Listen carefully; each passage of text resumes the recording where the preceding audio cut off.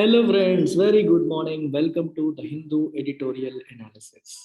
So editorial అనాలిసిస్లో భాగంగా ఈరోజు మనం జిఎస్టికి సంబంధించిన ఒక మంచి ఎడిటోరియల్ వచ్చింది. దాన్ని డీటెయిల్డ్ మేనర్లో దాంట్లో ఉన్న వొకాబులరీని కూడా అర్థం చేసుకుంటూ ఇంగ్లీష్ ప్లస్ ఎకానమీ మోడ్లో మనం ముందుకు వెళ్దాం. అయితే దానికంటే ముందు let me tell you about our flagship course UPSC infinity. So మనం ఆఫర్ చేస్తున్న యూపీఎస్సి ఇన్ఫినిటీ అనే కోర్సు మీకు ప్రిలిమ్స్, మెయిన్స్ ప్లస్ ఇంటర్వ్యూ 3 స్టేజెస్కి కూడా యాక్సెస్ ఇచ్చే కోర్స్. అండ్ దీని యొక్క వ్యాలిడిటీ ఎంత అంటే లైఫ్ టైం వ్యాలిడిటీ. అంటే మీకు ఉద్యోగం వచ్చేంత వరకు మీరు యూపీఎస్సి డ్రీమ్ని రీచ్ అయ్యేంత వరకు కూడా మీకు వ్యాలిడిటీ అనేది ఉంటుంది. That is the beauty of this course and this is only such course across the country life time వ్యాలిడిటీతో వస్తున్న యూపీఎస్సి కోర్స్ ఇదే. అయితే ఈ కోర్స్ యొక్క ఇంకొక బ్యూటీ ఏంటంటే కోర్సు బైలింగ్వల్ మెథడాలజీలో టీచ్ చేయబడుతుంది. అంటే మనం క్లాస్ చెప్పే విధానం అనేది ఇంగ్లీష్ అండ్ తెలుగు కాంబినేషన్లో టర్మినాలజీ అంతా ఇంగ్లీష్ మెయింటైన్ చేస్తూ ఎక్స్ప్లెనేషన్కి వచ్చేసరికి తెలుగులో ఎక్స్ప్లెయిన్ చేయడం అనేది జరుగుతుంది. So combination of English and Telugu ఉండడం వల్ల అటు తెలుగు మీడియం స్టూడెంట్స్ ఇటు ఇంగ్లీష్ మీడియం స్టూడెంట్స్ ఇద్దరు కూడా దీన్ని చక్కగా అర్థం చేసుకొని ముందుకు వెళ్ళే మంచి అవకాశం అనేది కలుగుతుంది మీకు. సో ఈ పర్టిక్యులర్ బైలింగ్వల్ మెథడాలజీ స్టూడెంట్స్ని దృష్టిలో పెట్టుకొని స్టార్ట్ చేసిన మెథడ్. ఇంకొక ప్లస్ పాయింట్ ఏంటంటే ఇట్ కవర్స్ ఫ్రమ్ బేసిక్స్. చాలా మంది బేసిక్స్ నుండి కవర్ చేయకుండా హై లెవెల్లో చెప్పుకుంటూ వెళ్ళిపోవడం వల్ల స్టూడెంట్స్కి ఎస్పెషల్లీ బిగినర్స్కి అర్థం కాదు. ఇక్కడ మనం బేసిక్స్ నుంచి అడ్వాన్స్డ్ లెవెల్ వరకు ఆల్ లేయర్స్ స్టూడెంట్స్ని కూడా కవర్ చేస్తాం. అంటే కింది లెవెల్ నుంచి చెప్పడం వల్ల అందరికీ అర్థమవుతుంది. అలా అని చెప్పి సబ్జెక్ట్ని డైల్యూట్ చేయడం ఉండదు, సగం చెప్పి వదిలేసేయడం ఉండదు. మెయిన్స్ స్టాండర్డ్ కూడా టచ్ చేస్తూ ప్రిలిమ్స్ ప్లస్ మెయిన్స్ కాంబినేషన్లో క్లాసెస్ చెప్పడం అనేది జరుగుతుంది. ఇంకా మీకు దీంట్లో ఉన్న స్పెషాలిటీ ఏంటి అంటే మీకు ప్రిలిమ్స్ కోసం టెస్ట్ సిరీస్, అలాగే మెయిన్స్ కోసం ఆన్సర్ రైటింగ్ ప్రాక్టీస్ అనేవి జరుగుతూ ఉంటాయి ప్యారలల్గా. అంటే క్లాసెస్తో పాటు ఎవ్రీ సండే మీకు టెస్ట్లు ఉంటాయి, right? Every Sunday mini mocks అని ప్రిలిమ్స్ టెస్ట్ సిరీస్ నడుస్తుంది. ప్లస్ ఆన్సర్ రైటింగ్ ప్రాక్టీస్ కూడా ప్యారలల్గా జరుగుతూ ఉంటుంది, రైట్? సో దీన్ని మీరు ఉపయోగించుకోవచ్చు అనమాట. అయితే ఇదంతా మనం ఎంత ఫీజుకి అందిస్తున్నామంటే కేవలం 60,000 రూపీస్. 60,000 రూపీస్ కూడా మీరు ఒకేసారి పే చేయాలి అంటే అవసరం లేదు. You can pay 5,000 per month. అంటే మంత్కి 5,000 పే చేస్తూ అది కూడా మీరు ఫోన్పే ఆర్ గూగుల్ పే ఉపయోగించి మంత్కి 5,000 పే చేసి జాయిన్ అయిపోవచ్చు. This is our total fee. ఇది ఆన్లైన్కి వచ్చేసరికి చాలా మంది స్టూడెంట్స్ ఇప్పుడు ఆఫ్లైన్ పైన కూడా ఇంట్రెస్ట్ చూపిస్తున్నారు. కోవిడ్ అంతగా సివియర్గా లేదు కదా, మేము ఆఫ్లైన్కి వస్తాం అనుకునే వాళ్ళకి 2 ఆప్షన్స్ ఉన్నాయి. మొదటి branch MBP colony Visakhapatnam. So నేను ఇక్కడ ఉంటాను, ఐఎమ్ ప్రెజెంట్ హియర్. అండ్ రెండో బ్రాంచ్ మన శ్రీకాకుళం. నేను ఇక్కడ నుంచి ఇక్కడికి వెళ్తూ ఉంటాను, వారానికి ఒకసారి కానీ 15 డేస్కి ఒకసారి కానీ వెళ్తూ ఉంటాను. సో ఈ 2 బ్రాంచెస్లో కూడా మనకి ఆఫ్లైన్ క్లాసెస్ అనేవి నడుస్తున్నాయి. ఆఫ్లైన్కి ఫీజు వచ్చేసి 70,000. అంటే ఆఫ్లైన్కి ఉన్న అడ్వాంటేజ్ ఏంటి, ఆన్లైన్లో వచ్చే ఫుల్ యాక్సెస్ కూడా ఆఫ్లైన్ వాళ్ళకి వస్తుంది, ప్లస్ ఆఫ్లైన్లో జరిగే క్లాసెస్. చూసారా మీరు, ఆఫ్లైన్కి వచ్చే వాళ్ళకి అటు ఆన్లైన్ వస్తుంది ప్లస్ ఆఫ్లైన్ కూడా వస్తుంది. It's a combination of both అనమాట. సో దీని ఫీజు కేవలం 70,000. అది కూడా మీకు ఈఎంఐ ఆప్షన్తో మంత్కి 5,000 పే చేసే ఆప్షన్ ఉంటుంది. ఇంకా వర్కింగ్ ప్రొఫెషనల్స్ కోసం, కాలేజ్ స్టూడెంట్స్ కోసం we have evening batch. Evening 6 to 8 PM 6 to 8 PM టైమింగ్స్తో ఒక ఈవినింగ్ బ్యాచ్ కూడా నడుస్తుంది. శ్రీకాకుళంలో నడుస్తుంది, ఎంబీపీలో కూడా నడుస్తుంది. సో వైజాగ్ ఎంబీపీ కాలనీలో మీకు 2 బ్యాచెస్ నడుస్తాయి. 9 to 1 PM ఒక batch regular batch, 6 to 8 PM evening batch నడుస్తుంది. శ్రీకాకుళంలో 6 to 8 PM బ్యాచ్ అనేది రన్ అవుతుంది. సో మీరు ఫర్దర్ డీటెయిల్స్ కోసం ఈ పర్టికులర్ నెంబర్కి కాల్ చేసి డీటెయిల్స్ కొనుక్కోవచ్చు. మన వెబ్సైట్లో మీరు లాగిన్ అయ్యి అందులో యూపీఎస్సి డెమో అని చెప్పి మీరు టైప్ చేయొచ్చు. సెర్చ్ బాక్స్లో యూపీఎస్సి డెమో అని టైప్ చేస్తే మీకు కోర్స్ కనిపిస్తుంది. It is a free course. ఈ ఫ్రీ కోర్స్లో మీరు ఎన్రోల్ అయ్యి టీచింగ్ క్వాలిటీ ఎలా ఉంటుందో మీరు చెక్ చేసుకోవచ్చు. నేను సాయిరామ్ సార్తో పాటు మీకు ఇంకా మిగిలిన ఫ్యాకల్టీ మెంబర్స్ ఎలా చెప్తారో కూడా మీరు చెక్ చేసుకోవచ్చు. చెక్ చేసి మీకు పూర్తిగా నచ్చినట్లయితేనే మీరు జాయిన్ అవ్వచ్చు. ఇప్పుడు ఇక్కడ చూపిస్తున్న ఫీజు అనేది వ్యాలిడ్ టిల్ 7th January. తర్వాత రివిజన్ అయ్యే అవకాశం అనేది ఉంటుంది, రైట్? సిమిలర్గా యూపీఎస్సీ ప్రిపేర్ అయ్యే ప్రతి స్టూడెంట్ కూడా ఆప్షనల్స్ కూడా ప్యారలల్గా చదవాల్సి ఉంటుంది. మీ అందరికీ తెలిసిందే ఆప్షనల్స్ అనేవి ఎంత ఇంపార్టెంట్ రోల్ ప్లే చేస్తాయో. ఎందుకంటే 500 మార్క్స్ మెయిన్స్లో మీకు 500 marks optional paper 1, optional paper 2 కింద వెళ్ళిపోతుంది. సో చాలా చాలా ఇంపార్టెంట్. మనం ఆఫర్ చేస్తున్న ఆప్షన్స్ మీకు ఇక్కడ కనిపిస్తున్నాయి. సో నేను టీచ్ చేస్తున్న options public administration and political science, Sairam sir చెప్పేది ఆంథ్రోపాలజీ అండ్ సోషియాలజీ. దీంతో పాటు తెలుగు లిటరేచర్ కూడా ఉంది. దాని ఫీజు దీనికంటే తక్కువ పెట్టాం, అందుకని ఇక్కడ చూపించలేదు. సో ఈ 4 ఆప్షన్స్కి ఫీజు మీకు కనిపిస్తుంది. రికార్డెడ్ వెర్షన్ తీసుకుంటే 25,000 లైవ్ ప్లస్ రికార్డెడ్ తీసుకుంటే 30,000. అయితే దీనికి ఈఎంఐ లేదా ఉంది, దీనికి కూడా ఈఎంఐ ఆప్షన్ ఉంది. సో ఈ 30,000 మీరు 5,000 పర్ మంత్ పే చేయొచ్చు, 25,000 కూడా 5,000 పర్ మంత్ పే చేసి జాయిన్ అవ్వచ్చు. Even this comes with life time validity. ఇంకొక బ్యూటీ ఏంటంటే చూడండి, ఇక్కడ 1 course unlimited access to all options. దాని అర్థం ఏంటి? ఒకవేళ మీరు డిసైడ్ చేసుకోలేకపోతే ఈ 4గింటికి కూడా మీకు యాక్సెస్ ఇచ్చేస్తాం. మీరు ఇది అది ఒక 2-3 చూసుకొని కంపేర్ చేసుకొని మీకు ఏ సూట్ అవుతుందో తీసుకోవచ్చు. ఆ ఆప్షన్ కూడా ఉంది. మీరు ఆల్రెడీ ఫిక్స్ అయిపోతే ఒకటే తీసుకోండి, ఫిక్స్ అవ్వకపోతే you can go for this option also without paying anything extra.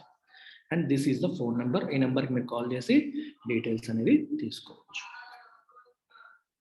That's about it. So let's look at today's editorial.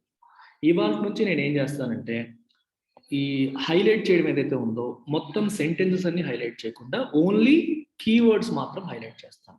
Exam point of వ్యూలో మీకు బాగా ఉపయోగపడే పదాలను హైలైట్ చేస్తాను. ఆ పదాలన్నీ మీరు డీటెయిల్డ్గా నేర్చుకోవాలి. ఒకటి వొకాబులరీ పాయింట్ ఆఫ్ వ్యూలో నేర్చుకోండి. రెండోది సబ్జెక్ట్ పరంగా కూడా, కంటెంట్ పరంగా కూడా ఇంపార్టెంట్ వర్డ్స్ అని నేను ఈ గ్రీన్ మార్కర్తో హైలైట్ చేస్తాను. మిగిలిన దానికి కింద అండర్లైన్ చేస్తూ ఉంటాను. హైలైట్ చేసిన పదాలన్నీ మీకు తెలిస్తే ఎడిటోరియల్ కంప్లీట్గా అర్థమవుతుంది. సో ఈ రోజు ఎడిటోరియల్ యొక్క టైటిల్ ఏంటమ్మా? Patch work policy. అసలు ప్యాచ్ వర్క్ అంటే అర్థం ఏంటి? ప్యాచ్ వర్క్ అంటే అర్థం ఏంటి? కొన్నిసార్లు బట్టలు కుట్టేటప్పుడు ఏం చేస్తారంటే రకరకాల రంగుల్లో రకరకాల డిజైన్స్లో ఉన్నవన్నీ కూడా వేస్ట్గా పడి ఉంటాయనో లేదా వేరే కారణాలతో వాటన్నిటిని కలిపేసి టైలర్ కుట్టేస్తాడు. దాన్ని మనం ఏమంటాం? ప్యాచ్ వర్క్ అంటాం.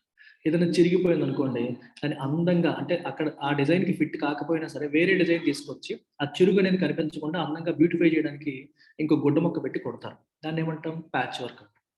సో మరి ప్యాచ్ వర్క్ అనేది ఇక్కడ ఏ రకంగా ఉపయోగించారు? ఒక యాడ్జెక్టివ్లా ఉపయోగించారు, అంతే కదా. పాలసీ అనేది నౌన్, పాలసీ అంటే విధానం, అది నౌన్. దాని ముందు ఈ ప్యాచ్ వర్క్ అనే పదం పెట్టారు. So patch work is used as an adjective here. ఎటువంటి పాలసీ అమ్మది? Patch work policy. Patch work policy అంటే అర్థం ఏంటి? మీకు అర్థమైపోతుందా? ఇది పర్ఫెక్ట్గా ఉన్న పాలసీ కాదు, అప్పటికప్పుడు ఏదో రకంగా అరేంజ్మెంట్ చేస్తున్న పాలసీ. అంటే ఒక క్లారిటీ లేకుండా చిన్న చిన్న ప్రాబ్లం వస్తే ఏదో ఒకటి తెచ్చి ఆ టైంకి కానిచ్చేసే type policy. A policy which is not perfect. A policy which is not perfect అంటే టెంపరరీ అడ్జస్ట్మెంట్స్తో నడుపుతున్న పాలసీ అని అర్థం. సో దేనికి సంబంధించిన పాలసీ ఇది? They are referring to GST policy. GST దేనికి సంబంధించి మాట్లాడుతున్నారు? ఇక్కడ టెక్స్టైల్స్ గురించి మాట్లాడుతున్నారు.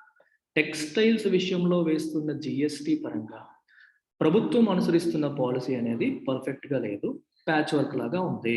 అప్పటికి ఏ సమస్య వస్తే ఆ సమస్యకి ఏదో ఫుల్ఫిల్మెంట్. ఇప్పుడు రోడ్లు గుంతలు పడతాయి, అక్కడికక్కడ గుంతలు, చిన్న చిన్న గుంతలు పూడ్చుకుంటూ వెళ్ళిపోవడం అనేది ప్యాచ్ వర్క్. అలా కాదు, రోడ్డు బాగాలేదు మళ్ళీ ఫ్రెష్గా వేశారనుకోండి మొత్తం, అది మంచి రోడ్డు, స్ట్రెంగ్ అవుతుంది. ఎక్కడ గుంత పడితే అక్కడ కప్పేయడం, ఎక్కడ ప్రాబ్లం అయితే అక్కడ కప్పేయడం అంటే టెంపరీగా మనం ఫిక్స్ చేస్తున్నాం కానీ ప్రాబ్లమ్ని కంప్లీట్గా ఫిక్స్ చేయట్లేదు. ఇలాంటి సెన్స్లో ఈ ప్యాచ్ వర్క్ అనే పదాన్ని ఉపయోగిస్తున్నారు. I want you to understand that. Okay, కింద ఏం రాశారు కూడా చూడండి. The temporary roll back.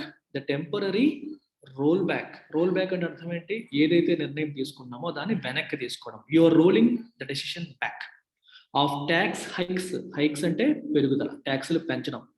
దేనిపైన? On textiles. టెక్స్టైల్స్ పైన బేసికల్గా ఏం చేసిందంటే గవర్నమెంట్ 5% ఉన్న జిఎస్టీని 12% చేస్తాము అని చెప్పింది.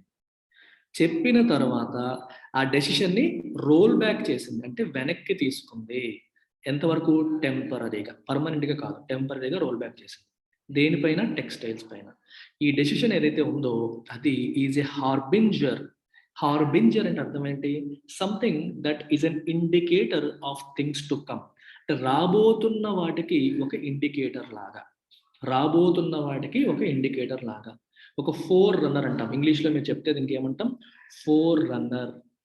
4 రన్నర్ అంటే ముందు కనిపిస్తున్న సూచన, శుభ సూచకం అంటాం చూడండి, సూచన, ఇండికేటర్, రాబోయేదానికి ఇండికేటర్ అనమాట. దేనికి ఇండికేటర్ ఇక్కడ? Of challenges before GST regime. Regime అంటే సిస్టమ్.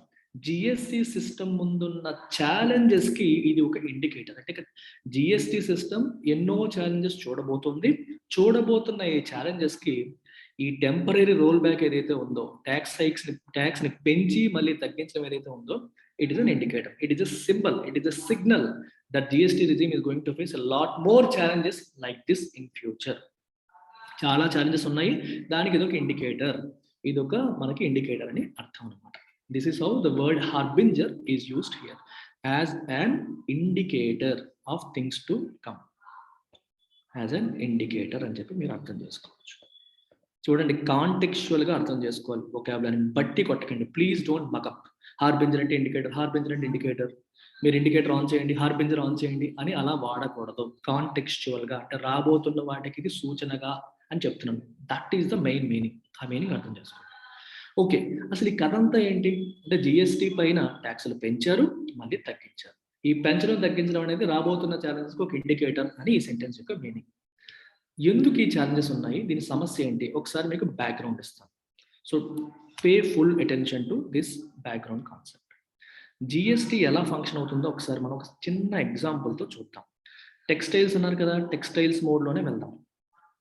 ఇప్పుడు టెక్స్టైల్స్లో ఉన్న ప్రాబ్లం ఏంటంటే, సో బయటికి ఫైనల్గా మనకి కన్జ్యూమర్కి అమ్ముతుండే ప్రొడక్ట్స్ ఏంటమ్మా? షర్ట్స్, ప్యాంట్స్ లేదా ట్రౌజర్స్, వీటిని మనం టెక్స్టైల్స్ అని చెప్పి అంటాం. సో వీటిపైన వేస్తున్న ట్యాక్స్ ఎంత? 5%. వీటిపైన వేస్తున్న ట్యాక్స్ ఎంత? 5%. అంటే 100 రూపాయల వస్తువు అయితే ప్లస్ 5%. అంటే మీకు ఎంత? 105 రూపీస్ ఈ బిజినెస్ మ్యాన్ ఎవరైతే ఉంటారో తను కలెక్ట్ చేసుకుంటాడు. అందులో 5 రూపాయలు గవర్నమెంట్కి కట్టేస్తాడు, 100 రూపాయలు తను పెట్టుకుంటాడు. 100 rupees for the business man and 5 rupees will go to government. అంతే కదా? 5% ట్యాక్స్ అంటే అర్థం అది. కాకపోతే ఏమవుతుందంటే, ఈ షర్ట్ తయారీ చేయడానికి రా మెటీరియల్ కొనుక్కోవాలి business man has to buy raw material.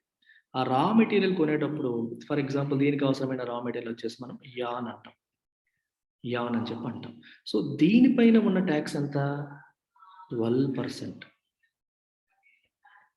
దీనిపైన ఉన్న ట్యాక్స్ ఎంత? ఎజంప్షన్ తీసుకోండి, 12% అనుకోండి. మీకు ఓకే, జస్ట్ ఎగ్జాంపుల్ చెప్తున్నాను. 12% దీనిపైన ట్యాక్స్.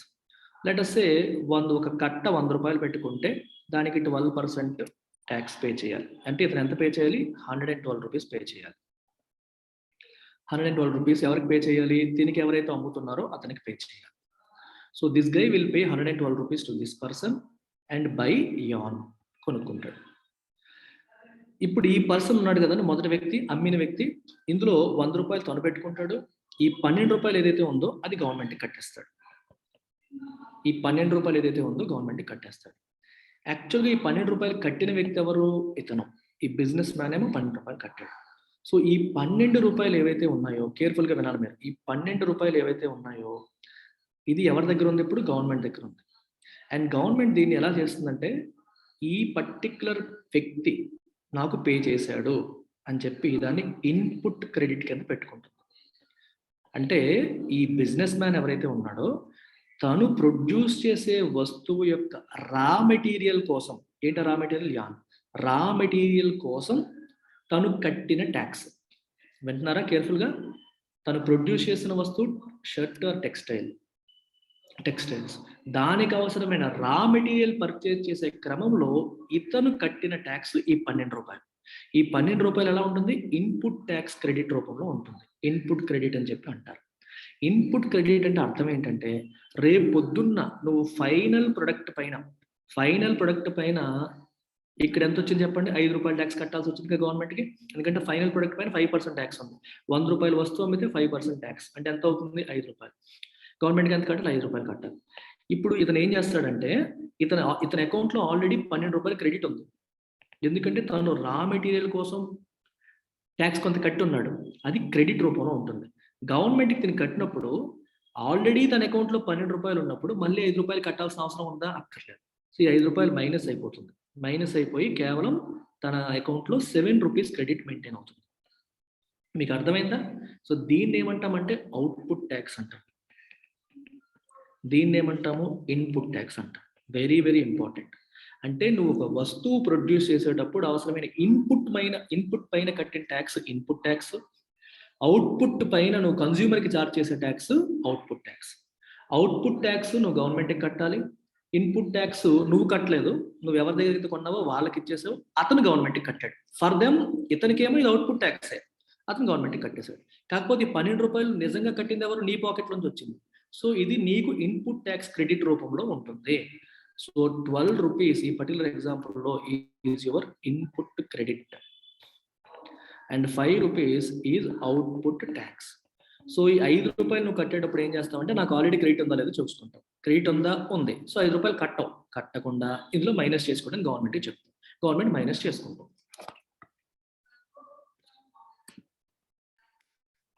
అర్థమవుతుందా? మధ్యలో మీకు ఈ కంటెంట్ రాకపోయింటే చూసుకోండి సార్. 12 రూపీస్ ఏమో ఇన్పుట్ క్రెడిట్, 5 రూపీస్ ఏమో నువ్వు కట్టాల్సింది. ఇది అవుట్పుట్ ట్యాక్స్. ఈ 5 రూపీస్ నువ్వు కట్టవు, ఆల్రెడీ 12 మైనస్ చేసుకోండి అంటాం. ఇది సమస్య ఎక్కడ వస్తుందంటే ఇంకో 7 రూపాయలు మిగిలిపోయింది.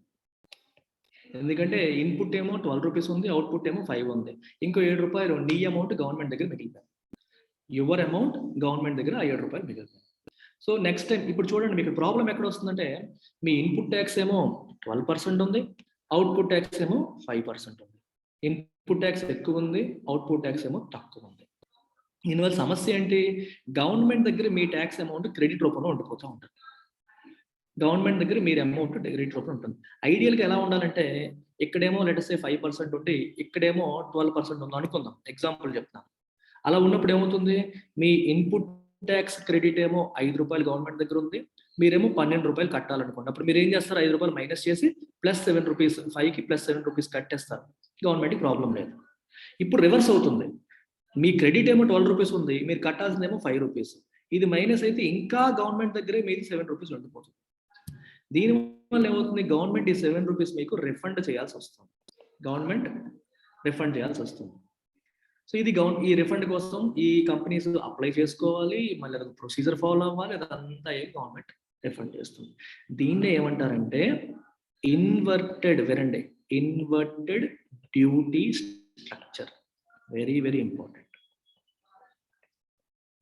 అంటే అవుట్పుట్ ట్యాక్స్ కంటే ఇన్పుట్ ట్యాక్స్ అనేది ఎక్కువ ఉంటే దాన్ని ఇన్వర్టెడ్ డ్యూటీ స్ట్రక్చర్ అంటారు. సో ఇన్పుట్ ట్యాక్స్ క్రెడిట్ ఏమో ఎక్కువ ఉంటుంది, అవుట్పుట్ ట్యాక్స్ ఏమో తక్కువ ఉంటుంది. సో గవర్నమెంట్ దగ్గరే బిజినెస్ మ్యాన్ యొక్క డబ్బులు ఉండిపోతూ ఉంటాయి. ఆ ఉండిపోయేటప్పుడు ఏమవుతుందంటే మళ్ళీ రిఫండ్ కోసం అప్లై చేయాలి.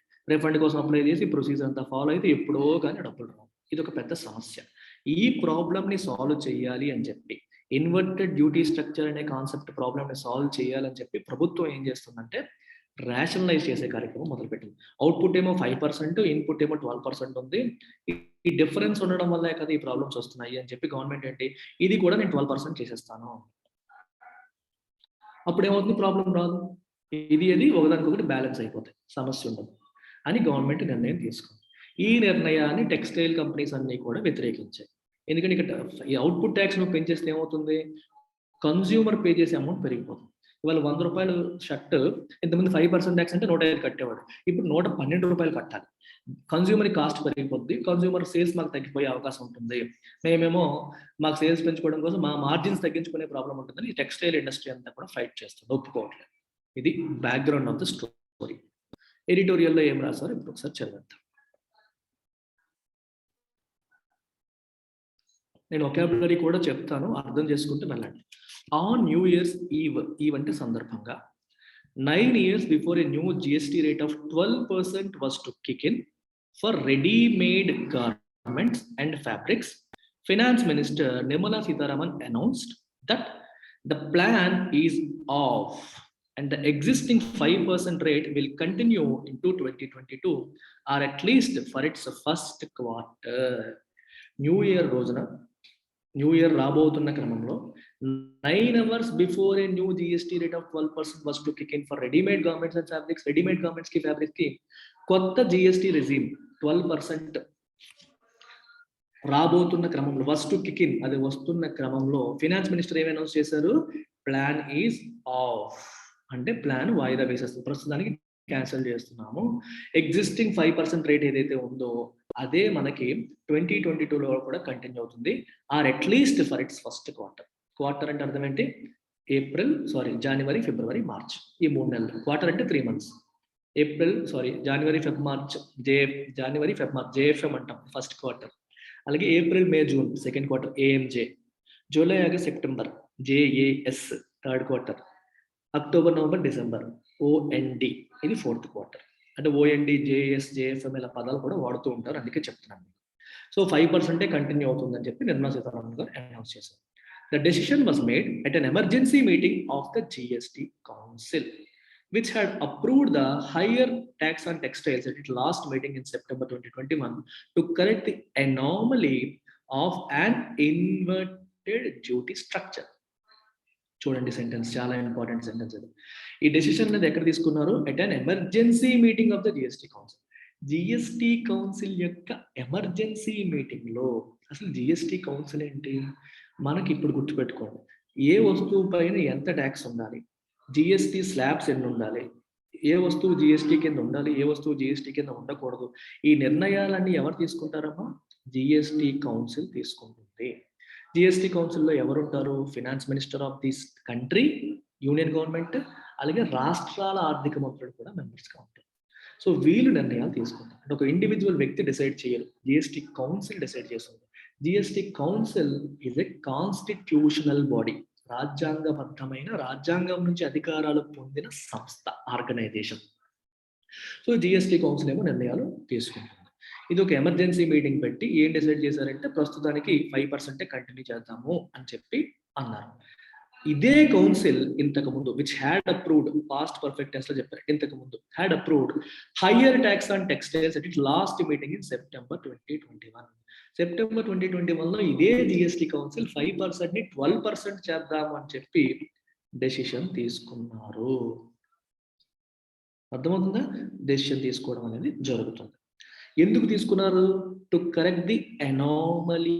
అనామలీ అంటే అర్థం ఏంటి? Something that is not normal, abnormal. మామూలుగా ఏంటంటే ఇన్పుట్ పైన ట్యాక్స్ తక్కువ ఉండాలి, అవుట్పుట్ పైన ఎక్కువ ఉండాలి. ఇన్పుట్ పైన తక్కువ, అవుట్పుట్ పైన ఎక్కువ ఉంటే ప్రాబ్లమే లేదు. ఇందాక చెప్పాను, ఇన్పుట్ ట్యాక్స్ 5%, అవుట్పుట్ ట్యాక్స్ 12% ఉందనుకోండి, ప్రాబ్లమే లేదు, ఏ ప్రాబ్లం లేదు. కానీ ఇక్కడ ఏమైంది? అనామలీ, అబ్నార్మల్ గా ఉంది. ఇన్వర్టెడ్ డ్యూటీ స్ట్రక్చర్ ఉంది. ఇన్పుట్ ట్యాక్స్ ఏమో 12% ఉంది, అవుట్పుట్ ఏమో 5%. సో కంపెనీస్ యొక్క డబ్బు ప్రభుత్వం దగ్గర ఉండిపోతుంది, మళ్ళీ వాళ్ళు రిఫండ్కి అప్లై చేయడం పెద్ద తలనొప్పి అయిపోయింది. సో ఈ అనామలీని కరెక్ట్ చేయడం కోసం 2021 సెప్టెంబర్లో ఈ నిర్ణయం అనేది తీసుకుంది. అయితే ఇన్వర్టెడ్ డ్యూటీ స్ట్రక్చర్ అంటే పదం అర్థమైందా మీకు ఇప్పుడు? A situation in which in tax on the raw material is higher than the tax on the output. Final item కంటే దీనిపైన ట్యాక్స్ ఎక్కువ ఉంటే దాన్ని ఇన్వర్టెడ్ డ్యూటీ స్ట్రక్చర్ అంటారు.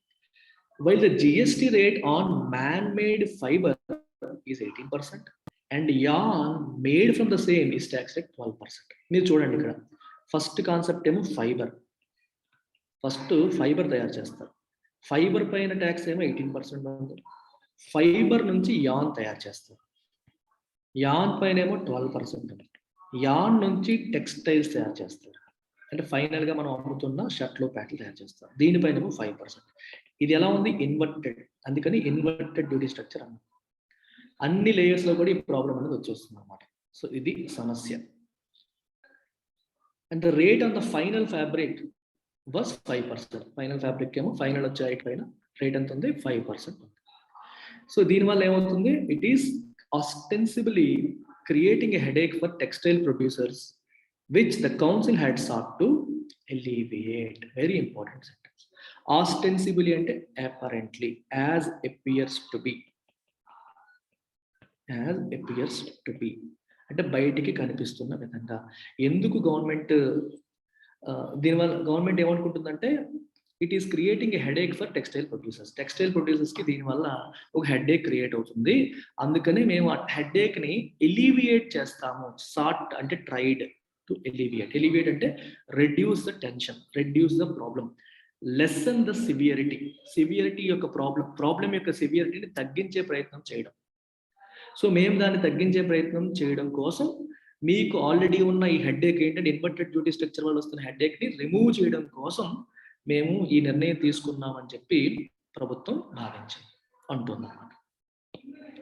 The move to raise that rate to 12%. ఈ 5% ఏదైతే ఉందో దాన్ని 12%కి పెంచాలనే నిర్ణయం అనేది, along with that on footwear, టెక్స్టైల్స్తో పాటు ఫుట్వేర్ పైన కూడా costing less than 1000 rupees pair, 1000 రూపాయల లోపు రేట్ ఉన్న ఫుట్వేర్ పైన కూడా 12% పెంచుదామని నిర్ణయాలు తీసుకున్నారు. 5%, 12%. ఈ నిర్ణయం అనేది had been on council's agenda for over a year, but had been kept on hold due to COVID-19 pandemic's adverse effects on households. ఎప్పటి నుంచో నిర్ణయం తీసుకుందాం అనుకున్నారు, కానీ హోల్డ్లో పెట్టారు. ఎందువల్ల? COVID-19 పాండమిక్ యొక్క అడ్వర్స్ ఎఫెక్ట్. అడ్వర్స్ అంటే హార్మ్ఫుల్, హాని కలిగించే ఈ ఎఫెక్ట్ ఉంటుంది పాండమిక్ వల్ల హౌస్ హోల్డ్స్ పైన. ఆబ్వియస్లీ వాళ్ళ ఇన్కమ్స్ తగ్గిపోయి వాళ్ళు ఏదైనా కొనుగోలు శక్తి అనేది తగ్గిపోయింది. అందుకనే ఈ ప్రాబ్లం రిజాల్వ్ చేయడం కోసమనే వెయిట్ చేశారు. వాళ్ళ హౌస్ హోల్డ్స్ ఇన్కమ్స్ మళ్ళీ పెరిగి ఒకప్పుడు చేద్దామని వెయిట్ చేస్తూ వచ్చారు, హోల్డ్లో పెట్టారనమాట. Explaining the rethink to hold of the rate hikes. ఇప్పుడు రేట్ హైక్స్ ని పెంచకుండా హోల్డ్ చేయడం యొక్క రీజన్ ఏంటి అని ఎక్స్ప్లెయిన్ చేస్తూ, that were to become effective from January 1st. January 1st నుంచి కొత్త రేట్స్ రావాలి, కానీ హోల్డ్ చేశారు. నన్ను ఎక్స్ప్లెయిన్ చేస్తూ ఫినాన్స్ మినిస్టర్ ఇండికేటెడ్, మన నిర్మలా సీతారామన్ గారు ఏం చెప్పారంటే, that the original decision was arrived at after several parleys that explored, among other things, the likely impact on consumers. Parle అంటే మీటింగ్ ఏంటంటే కాన్ఫరెన్స్. పార్లే మీనింగ్ ఏంటి? Conference or meeting between different parties. అంటే ఏదన్నా ఒక నిర్ణయం తీసుకునే ముందు దానికి సంబంధించిన వాళ్ళందరితో ఏర్పాటు చేసిన మీటింగ్ ఏమంటాం? పార్లే అంటాం. సో ఫినాన్స్ మినిస్టర్ ఏం ఇండికేట్ చేశారు? ఒరిజినల్ డెసిషన్ అనేది అందరితో డిస్కస్ చేసిన తర్వాత తీసుకున్న నిర్ణయం. ఈ నిర్ణయాలు తీసుకునేటప్పుడు మేము అన్ని ఆలోచించాం. కన్జ్యూమర్ పైన ఎటువంటి ఇంపాక్ట్ ఉంటుందనే విషయాన్ని కూడా మేము ఆలోచించే నిర్ణయం తీసుకున్నాము అని చెప్పారు. అయినప్పటికీ మరి అన్ని ఆలోచించే నిర్ణయం తీసుకుంటే మళ్ళీ ఇప్పుడు 12% నుంచి 5% మార్చాల్సిన అవసరం ఏముంది? అంతే కదా. మీరు అన్ని ఆలోచించే 5%, 12% తీసుకొచ్చాము, అందరితో మాట్లాడమని చెప్తున్నారు. అయినప్పటికీ మళ్ళీ ఎందుకు వెనక్కి తగ్గారంటే, అయినప్పటికీ a letter from the Gujarat finance minister she had received on December 29, along with representations from industry, prompted a review. Industry నుంచి రిప్రజెంటేషన్స్ వచ్చాయి. స్టేట్ ఫినాన్స్ మినిస్టర్స్ అందరూ కూడా, ఎస్పెషల్లీ గుజరాత్ ఫినాన్స్ మినిస్టర్ ఒక లెటర్ రాశారు ప్రభుత్వానికి. దీనివల్ల సరే ప్రస్తుతానికి ఆగుదాం, ఎంతమంది వ్యతిరేకిస్తున్నప్పుడు ఎందుకు అని చెప్పి రివ్యూ చేద్దామని ప్రస్తుతానికి ఆపడం అనేది జరిగింది. ఇట్ హస్ ప్రాంప్టెడ్ అంటే ఈ సిచ్యువేషన్ క్రియేట్ చేసింది, రివ్యూ చేయాలనే సిచ్యువేషన్ క్రియేట్ చేసింది. Although the rate hike was aimed at helping producers get easier credit for taxes paid on inputs, that is not how it was seen by several players in an industry that has historically been one of India's largest employment creators and contributes around 2% to the overall economy. Very very important sentence. Rate hike ఎందుకు తీసుకొచ్చారమ్మా? Inverted duty structure ప్రాబ్లమ్ని resolve చేయడానికి. Inverted duty structure అంటే అర్థం ఏంటి? Input tax ఏమో ఎక్కువ ఉండి output tax తక్కువ ఉండడం. దీనివల్ల ఏమవుతుంది? ఒక బిజినెస్ మ్యాన్ ఆల్రెడీ కట్టేసిన ట్యాక్స్ అమౌంట్ ఏమో గవర్నమెంట్ దగ్గర ఎక్కువ ఉంటుంది, కట్టాల్సిన ట్యాక్స్ అమౌంట్ ఏమో తక్కువ ఉంటుంది. దానివల్ల కట్టాల్సిన మైనస్ చేసినా ఇంకా గవర్నమెంట్ దగ్గర ఇతర మనీ ఉండిపోతున్నప్పుడు ఏమవుతుందంటే ఆ మనీ వెనక్కి రిఫండ్ అప్లై చేసుకొని మళ్ళీ తెప్పించుకోవాల్సిన పరిస్థితి అనేది వస్తుంది. అర్థమవుతుంది? ఈ మనీ ఉండిపోవడం వల్ల ఈజ్ అప్లైయింగ్ ఫర్ రిఫండ్, అది ఒక లాంగ్ ప్రాసెస్ అవుతుంది. ఈ ప్రాబ్లమ్ని సాల్వ్ చేయడానికి మేము అవుట్పుట్ ట్యాక్స్ని పెంచేస్తామని గవర్నమెంట్ నిర్ణయం తీసుకోవాలి. అందుకే రాశారు, the rate hike was aimed at helping producers get easier credit. అంటే మరి ఈ రిఫండ్ కోసం అప్లై చేసి దానికోసం వెయిట్ చేసే బదులు ఇలా మైనస్ చేసుకుంటే పని తేలిపోద్ది కదా, అందుకోసమే మేము ఇది చేస్తున్నామని చెప్పి గవర్నమెంట్ చెప్తాం. అయినప్పటికీ బట్ ఇండస్ట్రీలో ఉన్న డిఫరెంట్ ప్లేయర్స్ దీన్ని ఆ రకంగా చూడట్లేదు. That is not how it was seen and అర్థమేంటి? They are not looking at this situation in that manner. In an industry that has historically been one of India's largest employment creators. Textile industry యొక్క beauty ఏంటంటే దీంట్లో manual work ఎక్కువ ఉంటుంది. So చాలా మందిని employee చేస్తుంది అన్నమాట. So హిస్టారికల్గా చాలా ఎక్కువ మందికి ఎంప్లాయ్మెంట్ అందిస్తున్న గ్రేట్ ఇండస్ట్రీ ఇది. ఎకానమీలో 2% కాంట్రిబ్యూట్ చేస్తున్న ఇండస్ట్రీ. ఈ ఇండస్ట్రీలో ఉన్న డిఫరెంట్ ప్లేయర్స్ వచ్చి దీన్ని వ్యతిరేకించారు, అందుకని ప్రభుత్వం వెనక్కి తగ్గాల్సి వచ్చింది. లాస్ట్ మంత్ మెనీ లాథేస్ అంటే మెషిన్స్ అనమాట, కట్ చేసి మెషిన్స్ మనం లాథేస్ అంటాం. In the textile industry were left idling for a day. Idle అంటే అర్థం ఏంటి? ఒంటరిగా ఉండడం. ఐడ్లింగ్ వర్ లెఫ్ట్ ఐడ్లింగ్ అంటే ఏ పని చేయకుండా, డూయింగ్ నథింగ్. మెషిన్స్ అన్ని కూడా ఏ పని చేయకుండా ఒక రోజంతా ఖాళీగా ఉండిపోయి, అంటే ఒక రకంగా స్ట్రైక్ చేసినట్టు, అంటే ఎవరు పని చేయకుండా ఖాళీగా మెషిన్స్ ఉంచారు అని చెప్తున్నారు. In what may be the first ever strike that has not been triggered by industrial unrest in the sector that last witnessed debilitating strikes from labor unions in the 1980s. జనరల్గా ఏదైనా ఇండస్ట్రీలో strike జరిగితే దేని వల్ల వస్తుంది? Industrial unrest. అంటే ఆ ఇండస్ట్రీలో పని చేస్తున్న ఎంప్లాయీస్ యొక్క అసహనం, వాళ్ళకి ఏదైనా ప్రాబ్లమ్స్ ఉండి ఆ ప్రాబ్లమ్ సాల్వ్ అవ్వట్లేదు అంటే అసహనం వస్తుంది, అన్రెస్ట్ వస్తుంది, దానివల్ల స్ట్రైక్కి వెళ్తారు. జనరల్గా అలా జరుగుతుంది.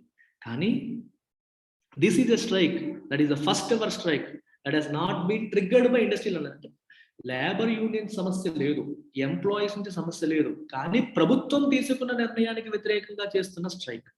ఎప్పుడో 1980s ఇలాంటి డెబిలిటేటింగ్ స్ట్రైక్స్ అది విట్నెస్ చేశారు. డెబిలిటేటింగ్ అంటే వీకనింగ్, అంటే ఇండస్ట్రీని ఇబ్బందికి క్రియేట్ చేసేలాగా, వారిని డ్యామేజ్ చేసేలాంటి స్ట్రైక్స్ ని 1980s చూసింది. విట్నెస్ అంటే చూడటం, అలాంటి సిచ్యువేషన్ ని అప్పుడు చూసింది 1980s.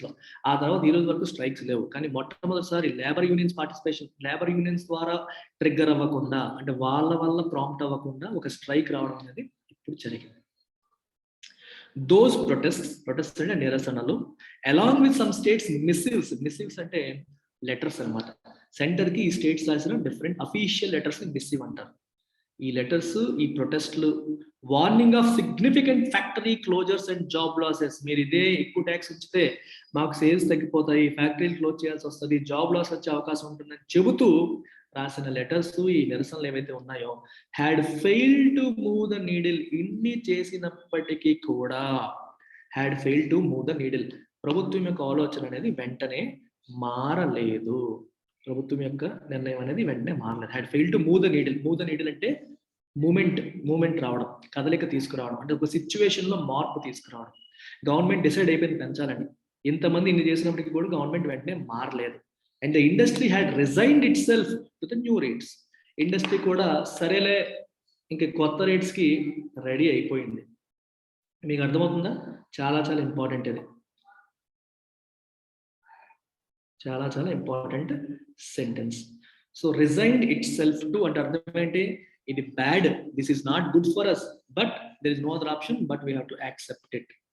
మేము దీన్ని మార్చలేము, ఇది మంచిది కాదు, తప్పదు, అడ్జస్ట్ అయిపోదాం అని ఇండస్ట్రీ కూడా యాక్సెప్ట్ చేసే పరిస్థితి వచ్చేసింది. మరి సార్ ఇందాకే మీరు మార్చింది అంటున్నారు, మళ్ళీ ఏమో యాక్సెప్ట్ చేసేదారు అంటున్నారు, ఏంటి కదా? ఉంది ఇంకా story. Perhaps it was fortuitous that most state finance ministers who are members of the council were already expected in the capital for a consultation on the union budget for 22-23.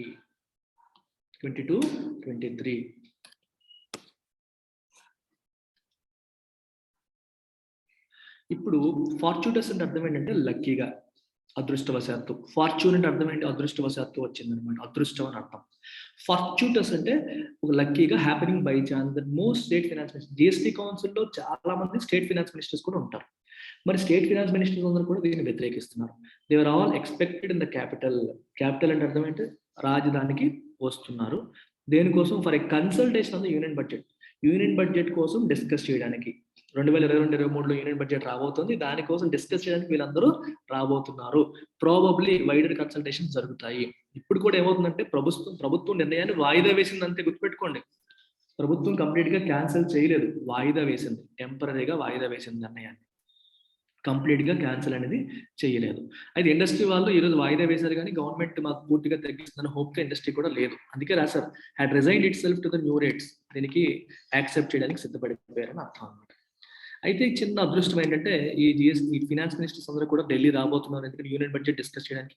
వీళ్ళందరూ కూడా GST కౌన్సిల్లో మెంబర్సే కాబట్టి wider consultation జరిగే అవకాశం ఉందనేది ఇక్కడ expectation అనమాట. A ministerial group already tasked with rationalising inverted duty structures across products and reviewing the multiple rate slabs of GST regime has now been assigned the additional task to suggest an appropriate structure for textile products. Okay, ఒక ministerial group create చేశారు. ఈ group యొక్క పని ఏంటి? Rationalising inverted duty structure. Rationalise అంటే అర్థం ఏంటంటే to bring in more efficiency in to a system. ఇప్పుడు మీకు స్కూల్స్ లో ఎక్కువగా ఈ పదం వాడతారు. ఒక స్కూల్లో 30 మంది పిల్లలు ఉన్నారు, 5 టీచర్లు ఉన్నారు.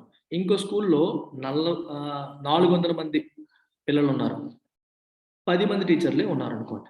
మరి ఎక్కువగా ఉన్న దానికి ఎక్కువ మంది ఉండాలి కదా టీచర్స్. ఇక్కడేమో పిల్లలు తక్కువ, టీచర్లు ఎక్కువ ఉన్నారు. సో ఏం చేస్తారంటే ఇందులో 30 మంది ఒక టీచర్ చాలు, వీళ్ళకేద్దాం ఎక్స్‌ట్రా అన్నట్టు మారుస్తాం. దీన్ని రేషనలైజేషన్ అంటాం. అంటే అవసరం లేని చోట తీసేయడం, అవసరం ఉన్న చోట పెట్టడం. ఎఫిషియన్సీని పెంచడానికి చేసే కార్యక్రమాన్ని రేషనలైజ్ చేయడం అని అంటాం. దానికి డిఫరెంట్ మీనింగ్స్ ఉన్నాయి రేషనలైజ్ చేయడానికి. ఇక్కడున్న మీనింగ్ అది. ఇక్కడొచ్చిన మీనింగ్ ఏంటి అదే. Rationalising inverted duty structure. దీనివల్ల ఇన్ఎఫిషియన్సీ వస్తుంది. ఇన్‌పుట్ టాక్స్ ఏమో ఎక్కువ ఉంటుంది, అవుట్‌పుట్ టాక్స్ ఏమో తక్కువ ఉంటుంది. ఇదేమో అనవసరంగా వాళ్ళ మనీ ఏమో గవర్నమెంట్ దగ్గర ఉంటుంది, గవర్నమెంట్ కూడా రిఫండ్ చేయాల్సి వస్తుంది. ఇదొక లాంగ్ అడ్మినిస్ట్రేటివ్ హ్యాసిల్స్ అయిపోతున్నాయి అని చెప్పి దీన్ని మార్చాలి అని చెప్పి ఒక మినిస్ట్రియల్ గ్రూప్‌ని పెట్టారు.